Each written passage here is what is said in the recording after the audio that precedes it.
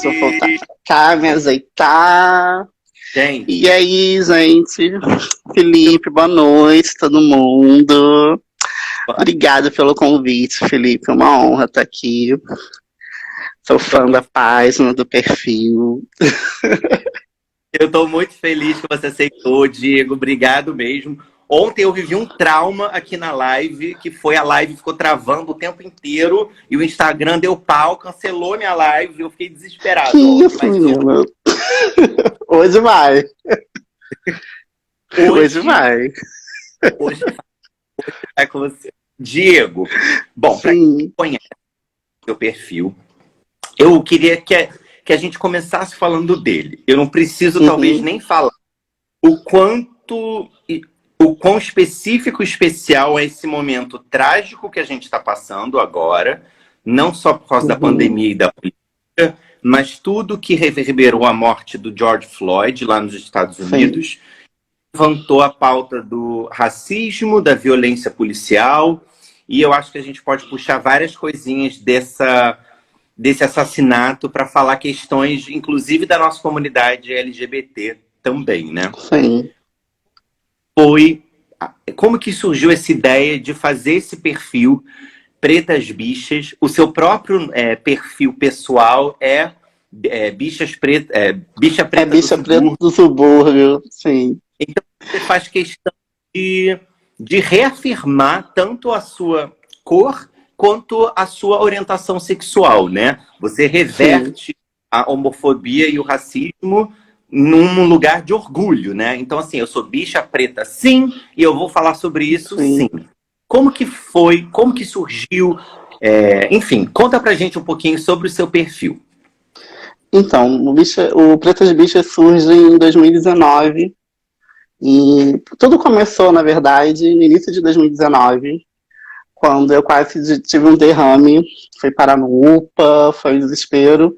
Eu moro no subúrbio do Rio de Janeiro, num bairro chamado Cosmos, que fica na Zona Oeste, aqui do Rio.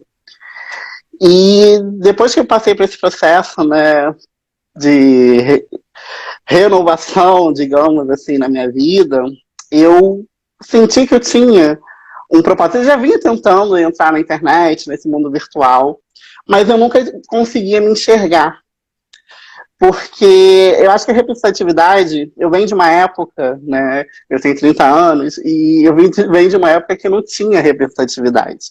A representatividade LGBTQIA+, que a gente tinha, era de uma forma muito negativa, porque a gente não tinha o conhecimento do que era representatividade, né? Sim. E a partir do momento que eu não começo a não me enxergar, mesmo hoje, numa era virtual, onde a gente tem tanto acesso à informação, né? E mesmo assim eu falo, gente, não tem um espaço nesse mundo virtual que eu consiga me enxergar.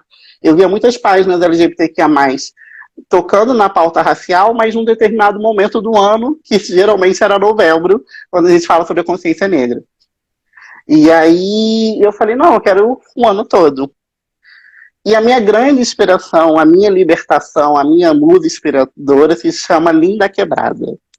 É, E mas, quando Linda Quebrada lança Bicha Preta, ela me empodera de uma tal forma que faz com que eu entenda o meu lugar. Eu entenda que eu sou uma bicha preta, e quando eu uso bicha preta, não homem negro gay, né, ou não homem cis negro gay, porque bicha preta para mim é muito político. Bicha preta fala muito sobre o que eu sou de verdade, né? E a partir desse momento eu coloco o Pretas Bichas, eu inverto, né? Porque eu faço a seguinte reflexão. Quando as pessoas me enxergam, em primeiro momento, elas vão ver um homem negro, né? E aí quando eu abro a boca, eu digo, fala, né? Uma bicha preta. Então, primeiro, as violências que eu sofro no meu corpo é o racismo. A primeira violência que eu vou sofrer, né? Porque quando eu entro E é engraçado que eu começo a entender o que é racismo na minha vida a partir do momento que eu adentro a universidade pública. E é um espaço que mostra... Até então eu sabia o que era ser uma pessoa LGBTQIA+, porque eu sempre fui muito perseguido dentro da escola, e toda a minha trajetória de vida, por eu não ser aquele padrão, né, masculino aceitável, e sempre ser muito delicado, a voz sempre muito fininha, então isso já era motivo de grandes perseguições. E aí, quando eu adentro da universidade, eu sinto o racismo de uma forma que até então eu não sentia. E aí isso faz com que o meu conhecimento, a minha vontade de entender melhor essa pauta, de me conhecer como um homem negro, como uma bicha preta, entendeu? Surge de uma tal forma que faz com que eu me empodere e me reconheça de fato como uma bicha preta, né? Então, quando você, porque eu acho que todo mundo passa, acho que todo LGBT passa por uma hora, quer dizer, não sei, mas assim, quando eu saí do armário, me deram, por exemplo, o Terceiro Travesseiro para ler. Era o único livro que na época tinha. Sim, é o cânone, né? Então, assim, eu já estava com medo. Saí do armário, me deram aquele livro, eu falei, meu Deus, a minha vida vai ser um horror. Mas, gente, não se preocupem que a live fica salva no IGTV. Assim que acabar, vai no IGTV e dá para compartilhar, dá para rever, certo? Mas, enfim, eu li o Terceiro Travesseiro e logo em seguida eu quis buscar uma literatura gay, né? Uhum.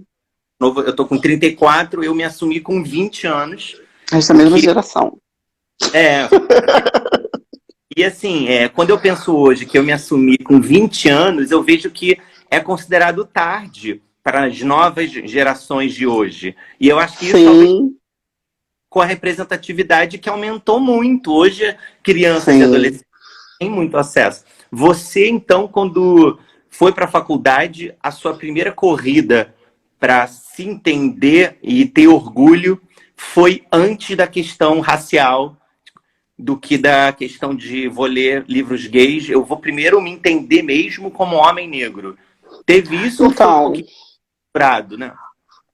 A questão de me entender como um homem gay, né, como uma bicha, foi exatamente o mesmo processo padrão. Eu venho de uma família religiosa, né, então eu tive uma criação toda religiosa.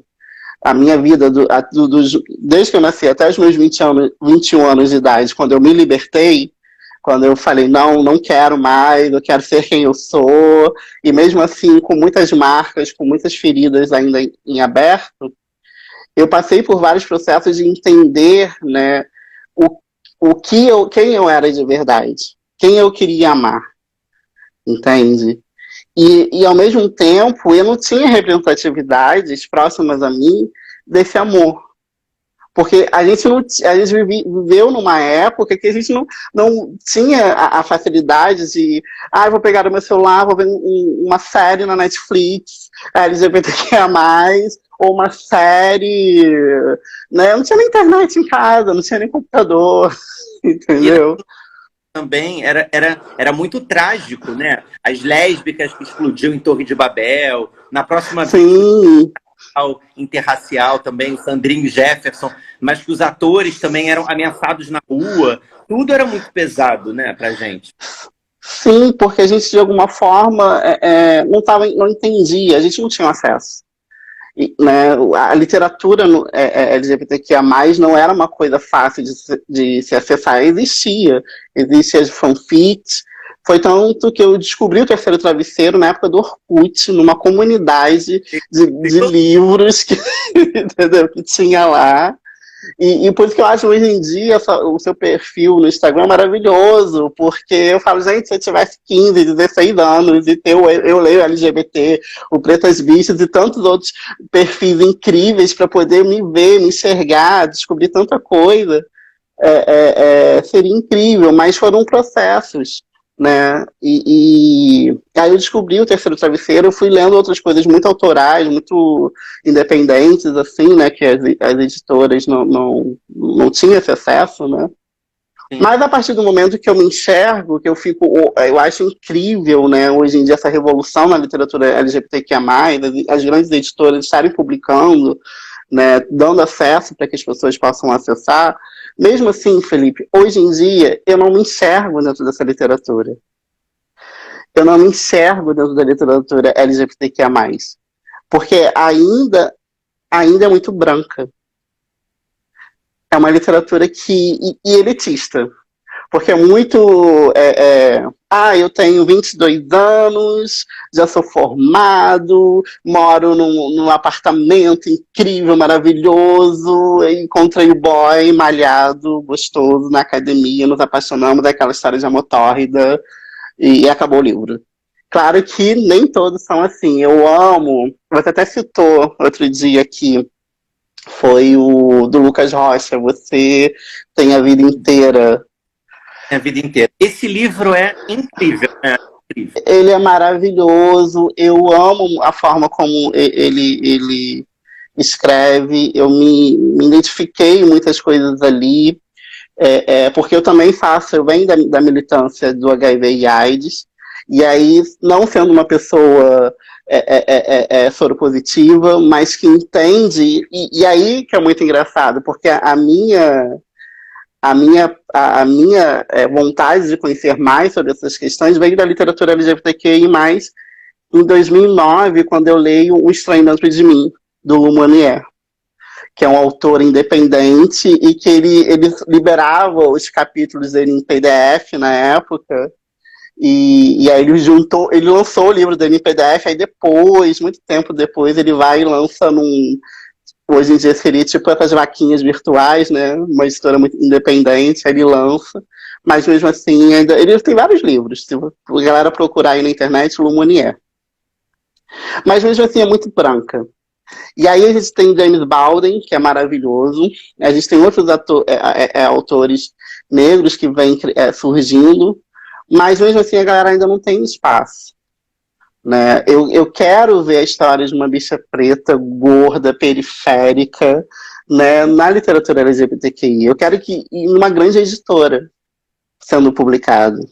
Entende? Eu quero ver isso nas produções, nos filmes. Né? Hoje a gente deu um boom.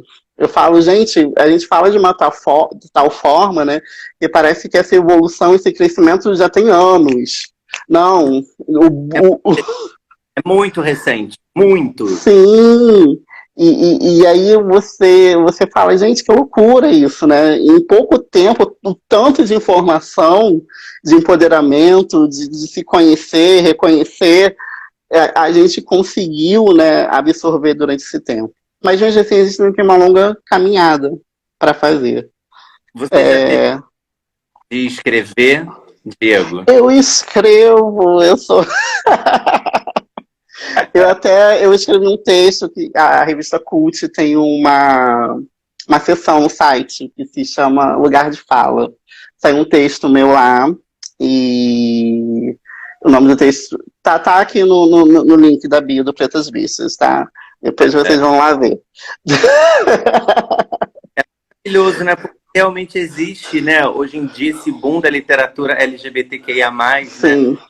Uma variedade de livros muito young adult, né? Também, que é quase um novo infanto-juvenil, mas é um público um pouquinho mais velho, mais jovem.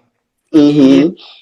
E ver livros, assim, lésbicos, personagens assexuais. A gente vê uma variedade que não tinha antes, realmente, principalmente para um público jovem, o que faz muita diferença, mas é curioso porque o mercado ainda é muito branco. Os autores que conseguem nas grandes editoras ainda são muito brancos e, Sim. em sequência, gera esse lugar da gente, com a nossa branquitude, não abrir o olho para a pauta racial, entendeu? Eu vejo como a questão da raça, eu falo até por mim, uma autocrítica total, assim, como o meu olhar sobre pessoas pretas e a questão preta e quantos autores pretos eu tenho aqui nos meus livros e quantas pessoas pretas eu botei nas minhas equipes, nos meus projetos, e eu vi que, assim, muita coisa que eu fiz praticamente assim, 90% das coisas que eu criei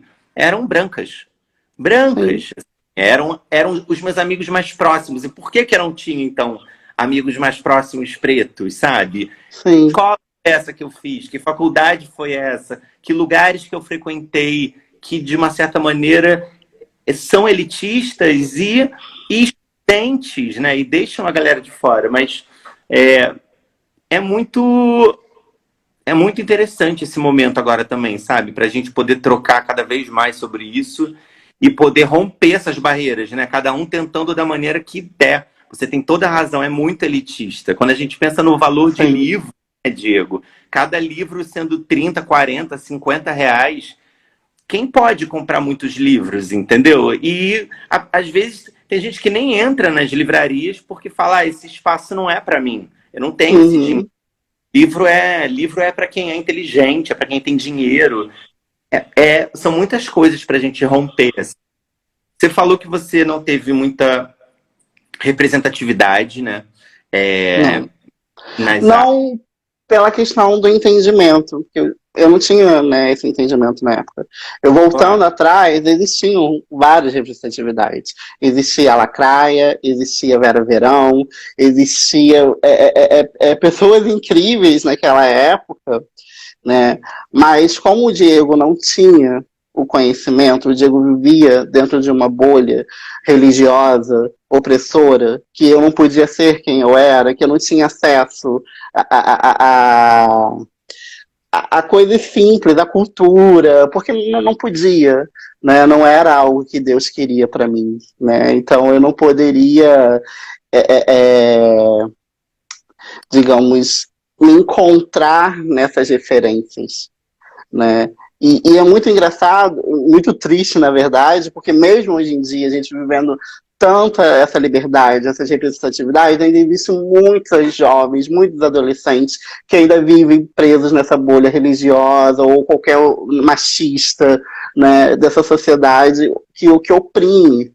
Né? Então, ao mesmo tempo tem esse movimento de você hoje, aos 15 anos, ver adolescentes apresentando o namorado para a mãe, para o pai, né? Você ainda tem o mesmo movimento de alguns anos atrás de pessoas não podendo ser quem elas são, não podendo amar quem elas querem amar.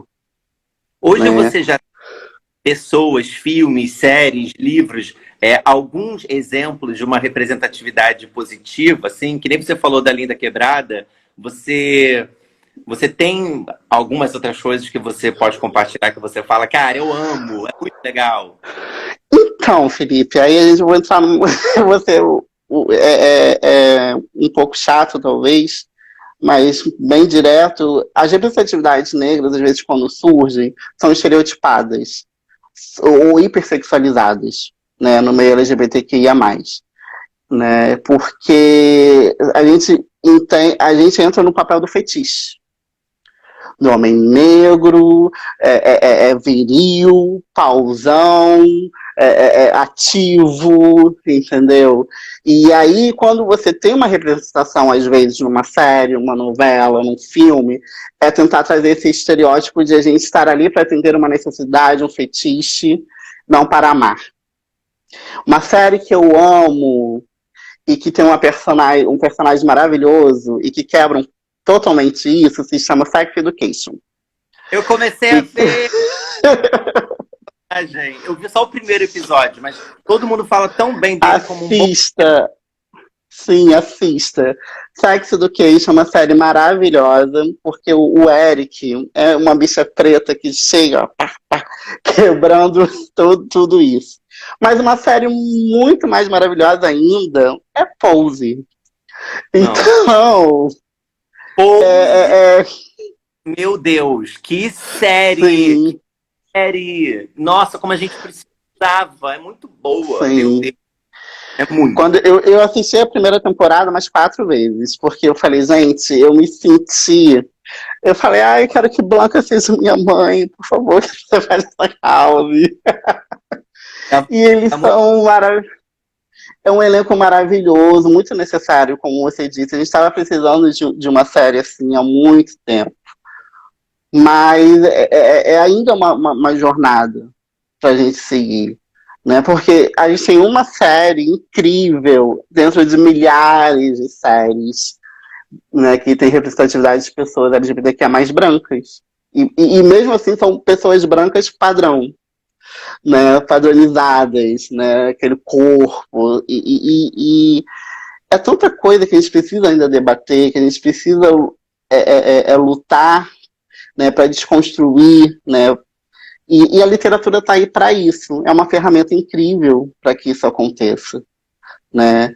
Então é muito importante que as editoras possam enxergar, porque existem autores LGBTQIs a mais negros, existem. E eles precisam desse espaço. Eles precisam ser vistos para que a gente rompa essa jornada, essa dupla jornada que a gente vive de preconceitos, né? E não só nesse momento de tanta comoção que está existindo devido ao assassinato terrível do George. Mas a gente vive isso, eu até comentei com um amigo, eu venho. A gente agora tá nessa comoção toda do George, mas eu venho há 4 semanas, né, sendo bombardeado por perdas terríveis. A primeira acontece no dia de combate. Ops, desculpa, gente. Questões técnicas. A primeira acontece no dia do combate contra a LGBT, que é a mais fobia, com a morte do Demétrio. Um homem trans, negro, e aquela perda, porque você não precisa ser só agredido fisicamente. A gente é agredido o tempo todo com palavras, com atitudes, com olhares. Isso deixa marcas terríveis dentro da gente.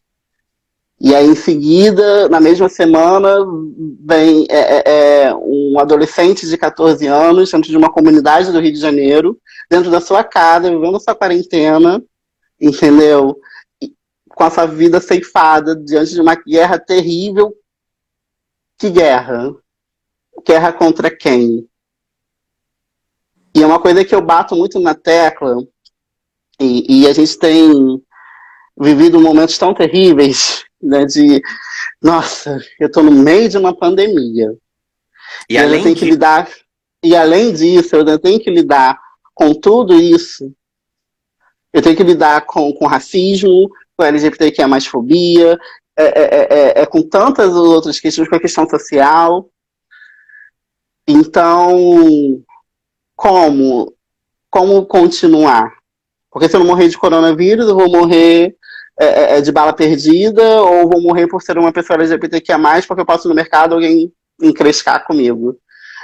Entendeu? E a gente, mesmo no período de pandemia, a morte de pessoas trans só aumenta a cada dia. De pessoas trans, travestis. E é terrível, Felipe, porque é cansativo. É muito cansativo. É exaustivo você viver essa dupla jornada. E você ter que, às vezes, você ser uma bicha preta não é fácil. Porque a gente cai no limbo, muitas das vezes. Porque a gente tem que lidar com o racismo que existe dentro da comunidade LGBTQIA+, e com a LGBTQIA+, fobia que existe dentro da comunidade negra. Verdade. Verdade. E aí você tem que fazer esses combates exaustivos o tempo todo, né? Tentar encontrar apoio e suporte. Eu vou aqui um pouquinho, vou lutar aqui um pouquinho, e aí chega uma hora que ufa, preciso respirar. Eu né? acho que lutar também, né, Diego? Quando você Sim. luta, na hora que você fica cansado, né, de tantas perdas que vão acontecendo muito perto, assim, né? Tem essa preocupação da saúde mental também, né? Que eu acho que hoje em dia é um assunto tão importante, ainda mais de uma comunidade que tem uma taxa alta de suicídio, de assassinato. É muito pesado, né, isso. E mesmo assim, que nem você falou, realidades muito diferentes que a gente ainda não pensa, sabe? O racismo dentro da comunidade LGBT, a própria noção do padrão, do gay padrão, né? Que é ridículo, mas desse padrão de beleza, que é o gay branco sarado, como ele é excludente e racista. Porque, às vezes, um próprio gay sarado, homem, pelo fato dele ser negro, ele já é fetichizado, ele já é hipersexualizado, e isso é tão cruel. Tem um amigo meu que é lindo, um roteirista lindo, ele falou comigo semana passada sobre isso, e ele falou, amigo, eu cresci achando que eu nem podia ficar com um homem branco, que aquela beleza, eles nunca nem iam olhar para mim. Então, assim, às vezes, isso do racismo, da homofobia, é tão forte que a própria pessoa não consegue construir uma autoestima positiva, né? Sim. Ela não... E não só dessa forma, Felipe, mas também de enxergar que entre nós mesmos, entre pessoas negras, a gente pode se amar. Eu acho muito importante a gente entender isso, porque isso também é uma questão do auto-amor.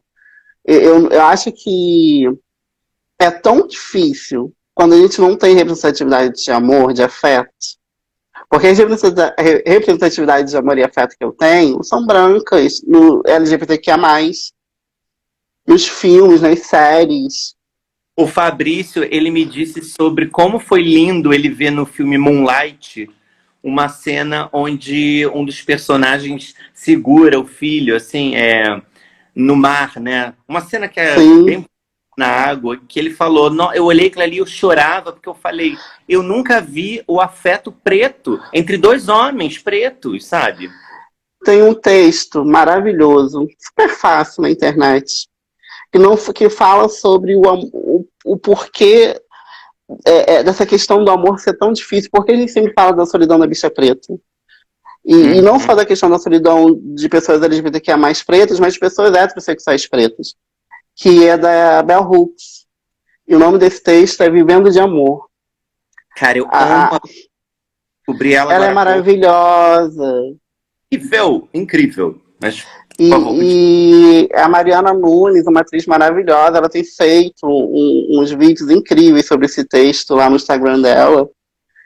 E é um texto, Felipe, que me abriu de uma tal forma, me fez entender tanta coisa sobre a questão de como a gente, por que da gente ser tão poldado, porque pessoas pretas, não ver tantos casais pretos, principalmente pretos LGBTQIA+, juntos, porque isso é histórico.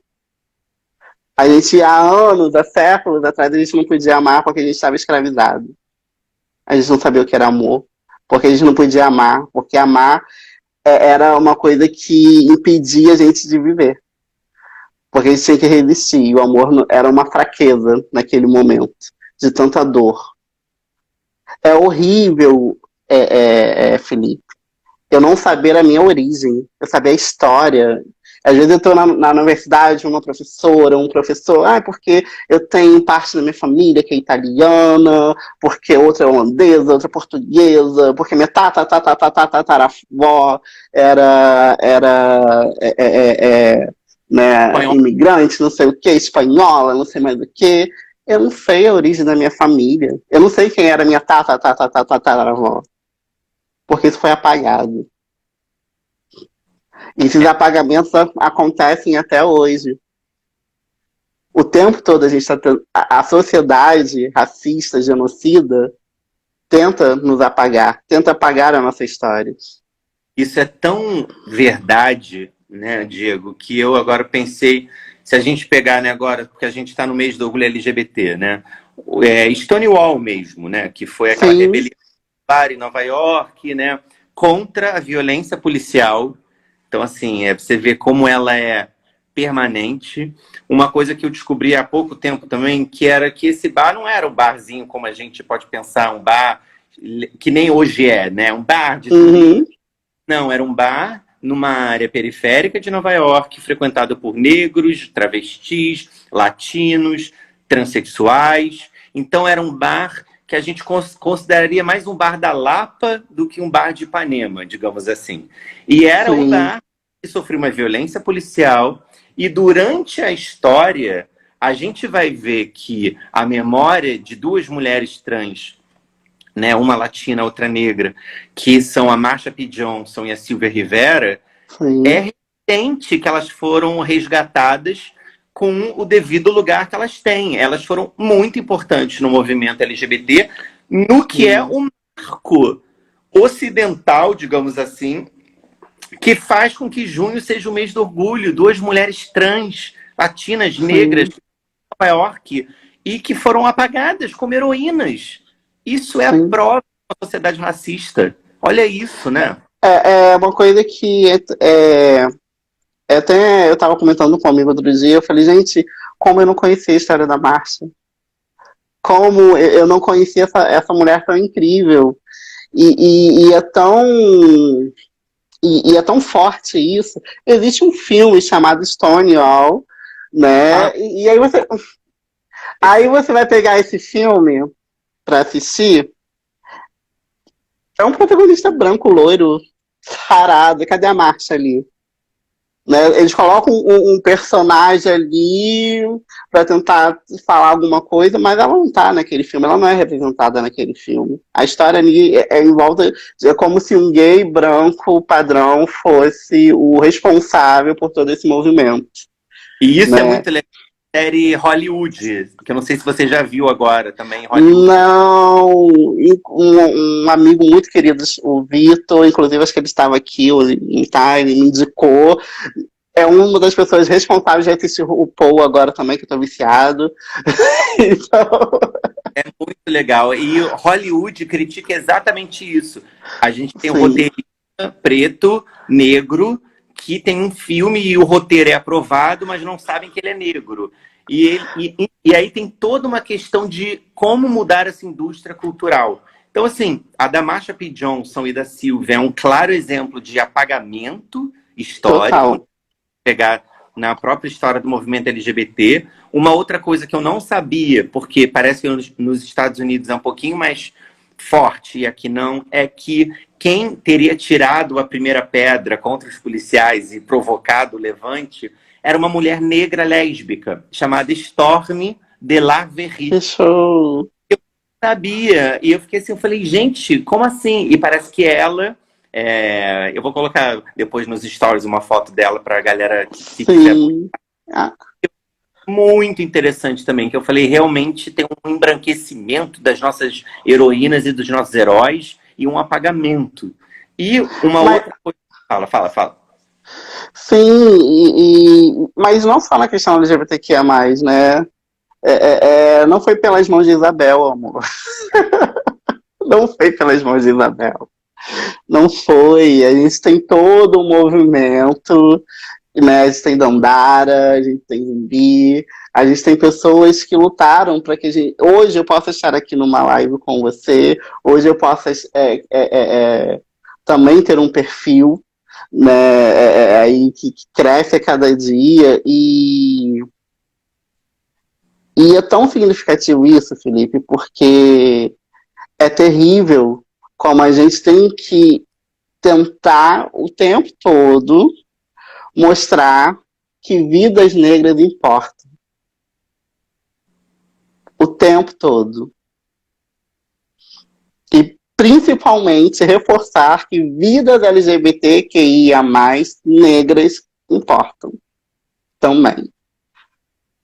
É foda. Aí vem todo mundo falando, mas todas as vidas importam. Amor, entenda. É um contexto político. É um contexto que a gente está vivendo de sobrevivência, de tentar existir. Eu falo que eu vim para esse mundo com alguma missão muito louca, porque resistindo o tempo todo, sendo uma bicha preta, gorda, afeminada, periférica, né, o bandista, que aí também tem a questão da intolerância religiosa sobre mim, e tudo isso sou eu, tudo isso é o Diego, nem mais nem menos. Eu não sou mais essa luta, eu sou menos essa luta, não. Isso tudo sou eu. A minha luta é isso tudo. Eu luto por isso tudo. Eu trabalho, eu combato essas estruturas de opressão. Nem mais, nem menos. São Muito tudo. Isso é que me forma. Entende? foda, porque E, você tem toda a razão, é óbvio. Tudo é. Eu, como branco gay, eu tenho que entender o meu privilégio. Porque, claro que eu também tive as minhas dificuldades para me aceitar gay. sim, sim.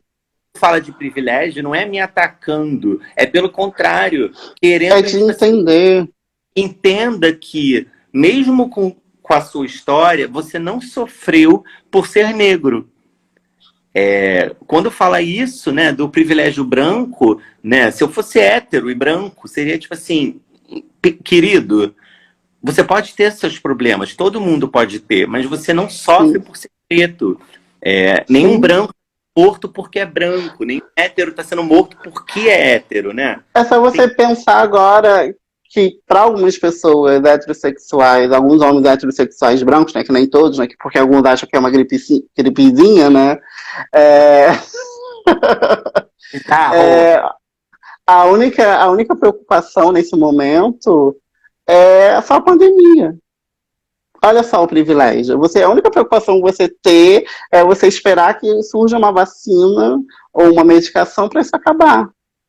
Enquanto a gente está tentando na torcida, né, de que isso tudo acabe, mas ao mesmo tempo lutando para poder sobreviver em meio a tanto genocídio, a tanta LGBTQIA+fobia e a machismo, né, porque muitas mulheres estão sofrendo dentro de suas casas.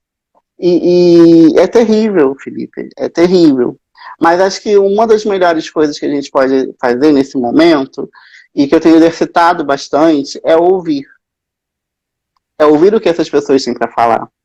É esse momento que você está fazendo gentilmente em ceder, né, para que eu possa falar um pouco das minhas experiências, mas que é necessário para que a gente possa entender um pouco da realidade do outro. Eu só consigo entender a partir do momento que eu escuto, mas mesmo assim eu posso não ter emoção nenhuma, porque só quem vive aquilo mesmo que sabe. Eu separei aqui alguns livros com Uhum, personagens ou de LGBTs negros. E você uhum, falou tipo, das grandes editoras colocarem. E teve um livro, por exemplo, que foi esse aqui, que é o Querido Ex, do Juan Julián, que uhum, ficou 100 dias em primeiro lugar na Amazon, de livros LGBTs, na época da Bienal do ano sim, passado. E ele é um autor negro, ele coloca que um personagem é gay e negro, e ele vai ser relançado agora pela Galera Record também, então foi muito legal também ver essa potência. Eu vou passando um por um sim, aqui, pode comentar, tá? Esse ah, aqui também é o sim, Vozes de Trans, sim, maravilhoso esse livro. que é muito legal. Aproveitando, aproveitando a oportunidade, Felipe, eu também quero convocar todo mundo que na próxima semana eu vou iniciar uma série de lives aqui no Pretas Bichas, com pessoas Ah, incríveis, outras Pretas Bichas, tem algumas surpresas, e é uma felicidade para que acho que eu não falei quando você perguntou sobre o porquê de eu ter criado Pretas Bichas, né? Quando eu criei o Pretas Bichas, não foi somente para que o Diego tivesse voz, para que o Diego fosse ouvido e fosse só mais uma pessoa na internet produzindo conteúdo. Era a minha principal luta e importância para esse projeto é para que outras pessoas LGBTQIA+, pretas, também possam ser ouvidas, né? Então, Pretas Bichas, até tem gente que pensa que o Pretas Bichas é um coletivo, tem uma equipe imensa. e também, sempre Eles, aí, eles pensam, querido, sou eu sozinho ralando aqui. pois é. E às vezes a galera manda mensagem, aí reclama que eu não tô respondendo. Eu falo, gente, dia a dia, vida, às vezes não dá. Mas é muito importante para mim ter esse espaço não só para mim, mas para outras pessoas LGBTQIA+ pretas também. E tem uma abinha lá aqui no Pretas Bichas chamada Referências, que tem pessoas incríveis, porque nesse momento é um apelo que eu faço, né, para que as pessoas LGBTQIA+, brancas, e para que as pessoas negras, heterossexuais, sigam essas pessoas também. Pessoas brancas, heterossexuais também sigam, porque eles precisam ouvir, né? Porque eu só sou um grãozinho no meio de um mar de muita gente que produz muita coisa legal, entendeu? E lá tem várias pessoas. E eu só queria citar duas pessoas muito importantes para o Pretas Bichas, porque me ajudaram muito nesse crescimento, que é o Jefferson Rodrigues, do canal de D, que é padrinho do Pretas Bichas e que me apoiou muito, porque em muitos momentos de crise, eu falei, não vou mais fazer isso. Ele falou, você vai fazer. Tá dando certo, as pessoas estão gostando, você vai fazer. E o Anderson, que tem um podcast, a gente tinha um podcast que se chama PrejuCast, e ele tem o FajoCast, que é uma bicha preta falando sobre cultura pop. Maravilhoso. E falando de livros, eu descobri uma editora. Eu quero ver todas essas referências. Não, pode e também falar, fica a dica para você. A Queer Livros, que é uma editora que tem uns livros. Eu descobri os livros. Eu falei, tem um livro sobre Pajubá. Eu falei, meu Deus, eu preciso desse livro. A gente fica louco. Na época, antigamente era um livro por mês, um livro por ano. Agora são 40 livros no mês só. E você, eu quero tudo. Não.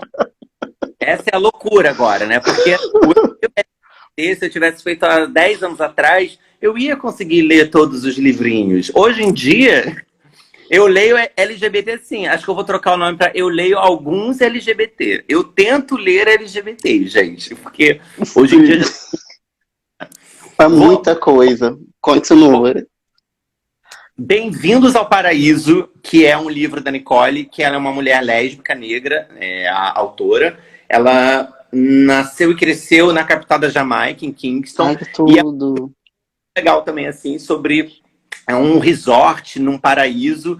E tem uma família que tem a matriarca, tem a protagonista, que trabalha com a prostituição nesse hotel, com os turistas, né? O turismo sexual. E ela ganha dinheiro para pagar a escola da irmã, para a irmã não ter a mesma vida que ela.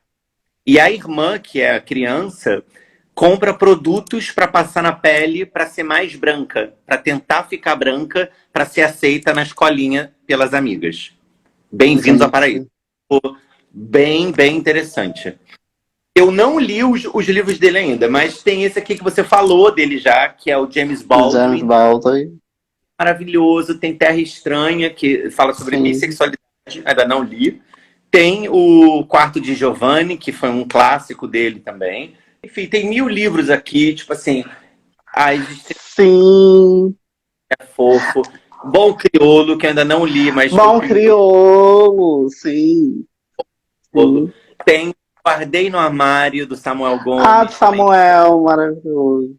Vai ser relançado agora também. Né? Ai, que legal. Tem esse aqui, a Poeta... Sim, Poeta X. A Poeta X é maravilhoso. Galera também, né?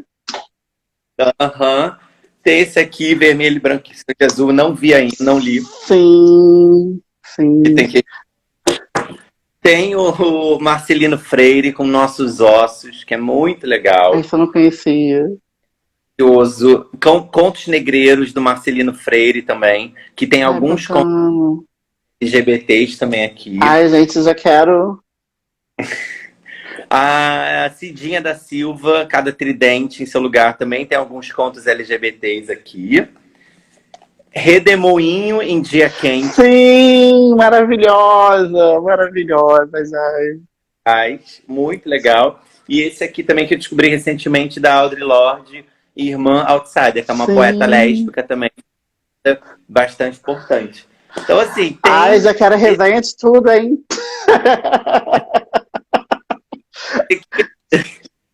né? Nem sei como. Diego, eu tô muito feliz. Eu quero convidar a gente ter uma outra conversa num horário bem solto. Sim.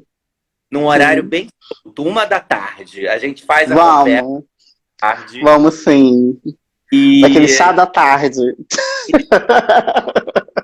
pelo menos ela eternizada aqui, porque eu acho que a gente falou coisas assim que eu queria compartilhar agora, assim, entendeu? De Sim, verdade.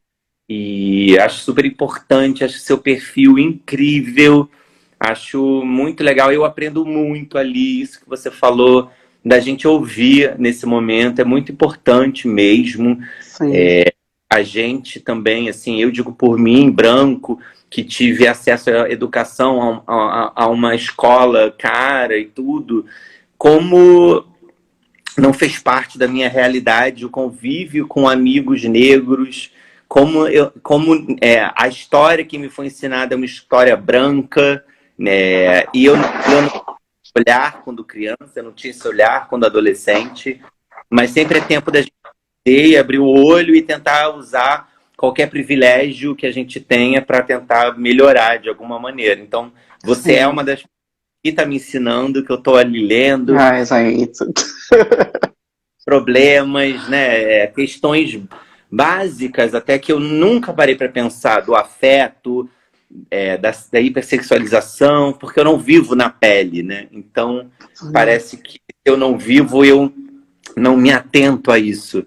E a Sim, gente tem que olhar para o lado, né? A gente tem que lutar questão de raça, de classe, dentro da nossa sim, comunidade também, porque senão é uma comunidade LGBT que ia mais, sim. mas que a luta não é em prol de todos os LGBT que ia mais, né? Sim, e é muito interessante você falar sobre essa observação, de você olhar em volta e não ver amigos negros. É muito do que eu faço quando eu olho em volta e não vejo amigas e amigos trans, travestis. E aí eu falo, eu conheço, mas assim, no meu convívio mesmo, pessoal, íntimo, eu não tenho amigos tão próximos. E o porquê? Porque eu não tenho essa proximidade tão forte, tão íntima com essas pessoas. Então, são reflexões que a gente vem fazendo e que é importante a gente ir quebrando essas estruturas para que a gente possa ter ali no nosso convívio, né, e se aproximar cada vez mais e ouvir o que essas pessoas têm para falar, né. Tem uma mana maravilhosa, siga, T de Travesti, uma mana preta maravilhosa, que tem tanta coisa para falar. Ela tá E fazendo uma ocupação no Instagram da Fabiola, eu da acho. Fabiola, no, no, Vai. Esqueci o sobrenome dela, Areta, que é uma trans negra também, junto com a Renata sim, Carvalho e acho que a T de Travesti. Eu T vi de lá. Travesti. Tem a Erika Hilton também, que é maravilhosa. Temos a Bicharte. E tá tudo lá no Referências, aqui no Pretas Bichas, tem um destaque, porque eu faço questão de trazer essas referências. Porque são pessoas que me inspiram, que são referências para mim e que me ensinam muito. Da mesma forma que você fala que eu estou te ensinando, eu também aprendo muito, né? E eu acho que essa troca faz com que a gente consiga romper essas estruturas de opressão e se aproximar de fato.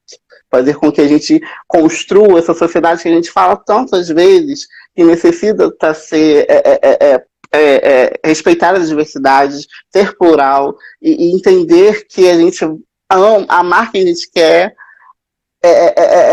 não é problema nenhum.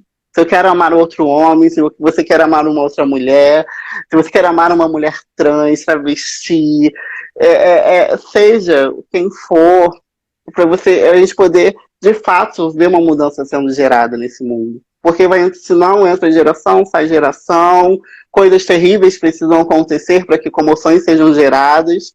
E aí, que mudança é essa? Que mudança é essa que só se move na dor, né? Que só se move já naquele momento que as vidas estão indo. Não pode ser assim.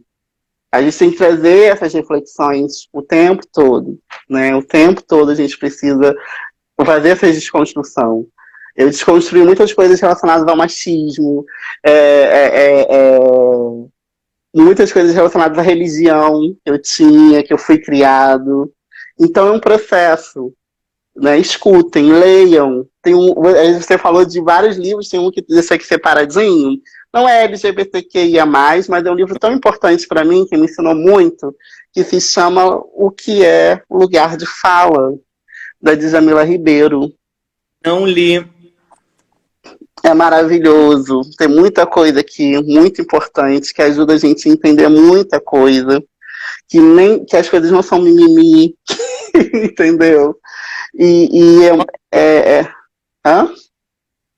Tô ouvindo, tô Sim. ouvindo. Sim.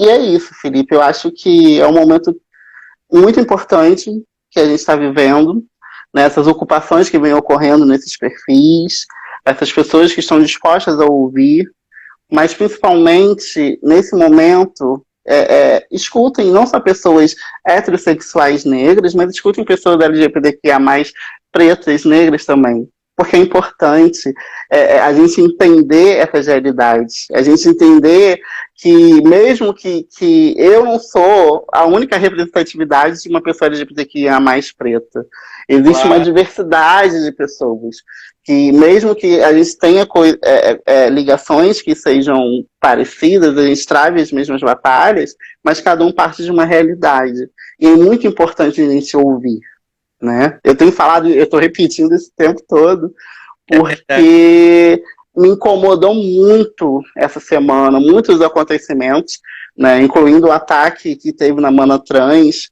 lá nos Estados Unidos, e que me fez refletir e parar, porque se a gente não respirar e tentar entender, né, peraí, tá, não, porque a raiva vem, a fúria vem, e aí você começa a refletir por que essa pessoa não se posicionou, por que essa pessoa não se posicionou, porque eu tô sozinho, quando tá todo mundo travando as lutas, eu tô ali, e quando acontece algo com o meu corpo, que é um corpo abjeto, eu tô sozinho.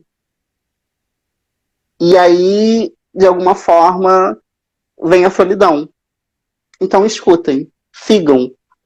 As pessoas querem gerar a mudança, escutem as pessoas que estão gerando a mudança. Escutem as pessoas que estão sofrendo de opressões. Porque é importante. Porque senão, todo esse movimento vai ser só um marketing. Vai ser só mais um momento de comoção, né? De, ai, que legal, ocupação. O que mudou? Daqui a alguns meses, o que essas ocupações, o que esse movimento todo, quais são os frutos disso tudo? Porque não é de agora. Ano passado a gente gritou por Ágata, a gente gritou por Marielle. E a gente vai gritar por mais quem? Não, e essa A gente gritou por Mateusa, a gente gritou por Demétrio. Quem mais? Quantas mais a gente vai perder? Dandara, Gisberta, né? Quantas mais? Marsha P. Johnson. E aí é muito, eu tô agora, nesse momento, no desabafo total. Porque é muita coisa, o Felipe, aqui, entalado dentro da gente, sabe? E eu tenho recebido muitos feedbacks das pessoas, e aí eu percebo a importância do Pretas Bichas. Em muitos momentos eu já pensei em desistir e abandonar, porque a gente tem que, você sabe disso, né? A gente está aqui nesse mundo virtual, mas a gente tem a nossa vida pessoal, a gente tem nosso dia a dia, a gente tem as nossas batalhas, a gente está vivendo uma pandemia, então tem dias e dias, tem dias que a gente não está afim de estar aqui. Claro. Né? Tem dia que a gente que a gente não tá afim de ligar o celular, produzir conteúdo. A gente quer só ficar em casa, assistindo um filme, lendo, ou dormindo, ou fazendo qualquer outra coisa. Mas a gente está aqui, resistindo, porque a gente sabe a importância, né, desse trabalho. Porque o seu trabalho é muito importante. Você está mostrando para as pessoas que elas podem se enxergar nesse meio tão incrível que é a literatura. E o Pretas Bichas está fazendo isso também. Que as pessoas possam se enxergar, e tantos outros perfis incríveis também estão fazendo isso. Então, eu acho que é um momento muito lindo, né, que a gente está tendo de poder se ouvir, compartilhar, fazer essa troca e entender que, de fato, juntos a gente é forte e que a gente vai conseguir acabar com essas estruturas. Não vou chorar. Não, você falou perfeito, assim. Eu acho que a mudança vai acontecendo de uma certa maneira, sabe? Se a gente pensar que assim, era pior. De uma certa maneira, era pior. A gente já está avançando. Sim. E pautas que não eram pautas, hoje em dia a gente consegue, entendeu? Jogar na cara. É óbvio que já devia ser pauta. Provavelmente o James Baldwin, que foi um baita ativista, e também um baita ativista LGBT, ele já falava isso. A Marsha P. Johnson, a Silvia Rivera, já teve muita gente lutando antes pra gente estar aqui. Então a gente tem que pegar essa tocha e levar adiante, né? E eu penso muito isso hoje, quando eu falo, até um exemplo banal, mas essas lives que eu organizei, eu parei e falei, cara, eu preciso ter uma diversidade dentro dessas pessoas que eu chamar. Tem várias pessoas que eu poderia ter chamado, que são incríveis, que têm um trabalho maravilhoso também, mas eu falei, eu não posso ter uma programação só branca, eu não posso ter uma programação só de homens, eu não posso ter uma programação que não tenha pessoa trans. Eu preciso, dentro da minha estrutura privilegiada, que é ter esse canal, esse trabalho, eu preciso abrir, porque uma conversa como a nossa, para algum seguidor, pode abrir um pensamento, entendeu? Sim. Quando eu conversei com a Mara Moira, a minha aprende, entendeu? Todo mundo aprende. Não só abrir um pensamento, mas pode salvar uma vida. Quantas palavras, quantas pessoas, né, que foram referências que me tocaram tão profundamente nesse mundo virtual. E esse trabalho que você está realizando, Felipe, é maravilhoso e que sirva de exemplo para outras pessoas, brancas LGBTQIA+, que insistem, né, achar que a comunidade é só G branco. A comunidade é plural, né? Existem outros corpos que necessitam também ser ouvidos e precisam também terem espaço. Então, é muito, muito bacana você ceder esse seu lugar de privilégio para que outras vozes possam ser ouvidas. E isso mostra o quanto você está nesse processo de transformação. Né? E isso é admirável. Né? Obrigado. Não, eu acho que é mais... De verdade, acho que já passou da hora, assim. Tipo, quando eu falo isso, é reconhecendo como eu nunca pensei nisso, entendeu? E é uma autocrítica tipo, vergonhosa, porque ninguém me incentivou a pensar nisso também durante muitos anos. E agora, quando eu vejo, eu falo assim, meu Deus, eu nunca pensei nisso em nenhum dos meus trabalhos, sabe? Nenhum trabalho que eu fiz, eu pensei nisso. Até eu fazer Bom Sucesso, que metade do elenco era preto, até a edição do Festu, a 9ª edição, ser uma edição com coletivos pretos no teatro. Essas pessoas falando, gritando, fazendo arte, estando ali, trocando comigo, me abriram os olhos para uma realidade que não é minha.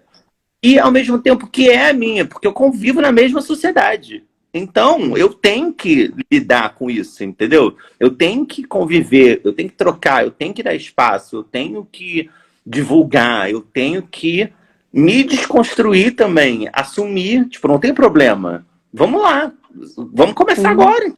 Se alguém tá agora, vamos começa a ler, começa a comprar livro. Eu juro, dentro do meu privilégio de ter dinheiro para comprar livro, eu tô comprando muito, tipo, de verdade, assim, a Bell Hooks, Djamila Ribeiro, Lázaro Ramos, Malcolm X, a biografia do Martin Luther King. Eu nunca li, nunca parei para ler. Tipo, Carolina Maria de Jesus, Conceição Evaristo, várias pessoas e autores que eu tô agora, Alice Walker, várias. Eu tô lendo e tá foda, tá muito bom. Tem uma editora maravilhosa que se chama Malê.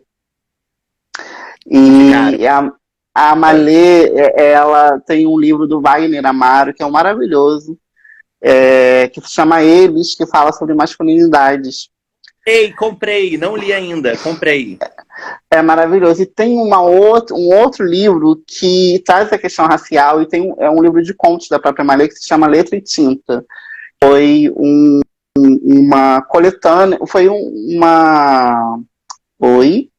Não! Pô, travou. Travou? Qual o nome? Ai, não, peraí. Estamos respirando por aparelhos. Calma aí. Qual é o nome? É letra o nome do livro. Vale muito a pena. Hã? Ai, penso que não. Maravilhosa.